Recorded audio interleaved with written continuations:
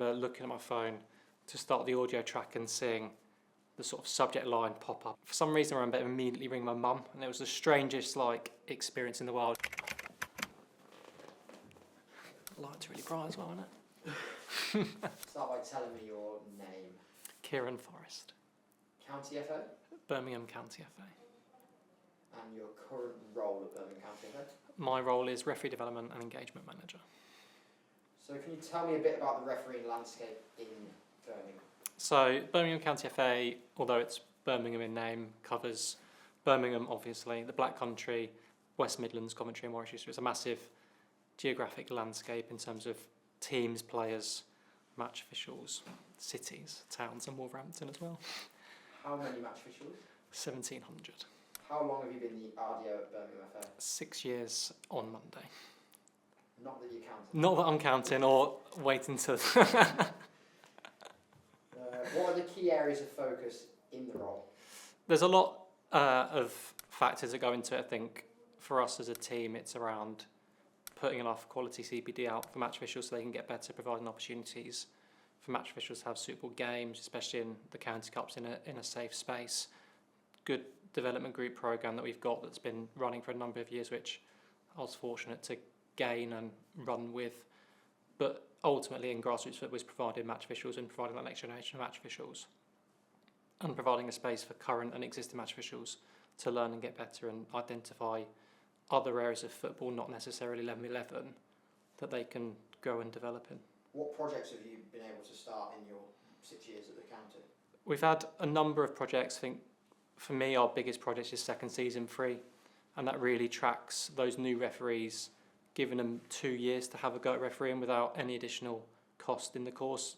Conscious, obviously, the course is a big outlay at £140 in Birmingham, but to give the time and space to not feel pressured into I've got to complete my referee course, 5 matches, and then figure out if I like it by the end of the season.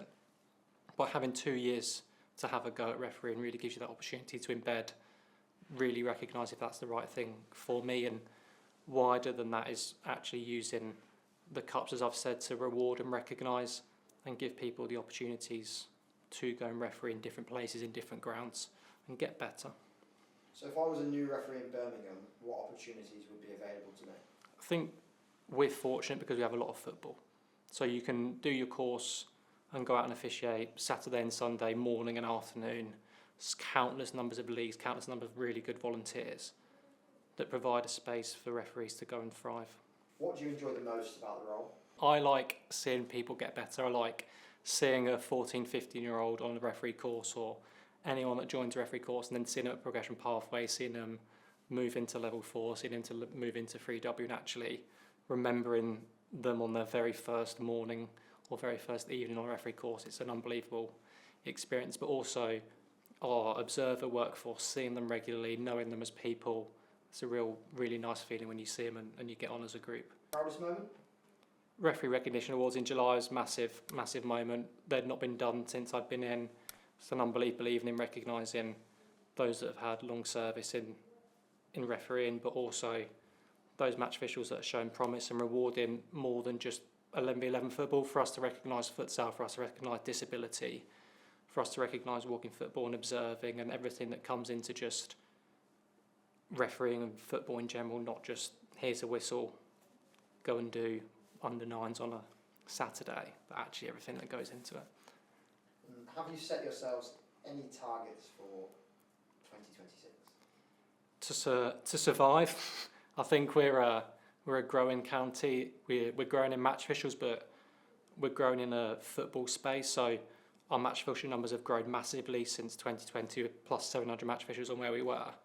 But our game has grown so much in that it doesn't necessarily feel like there's a growth in match officials, because the game has exploded and it's recognising where's the best place for us to really be clever with the match official growth. How long have you been refereeing? 10 years.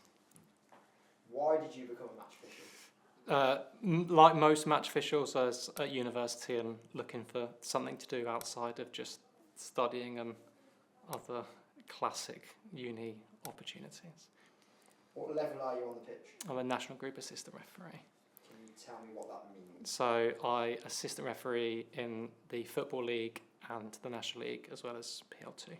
How does it feel getting that email or phone call to say you've had a promotion at any level really, but I guess especially to the national group?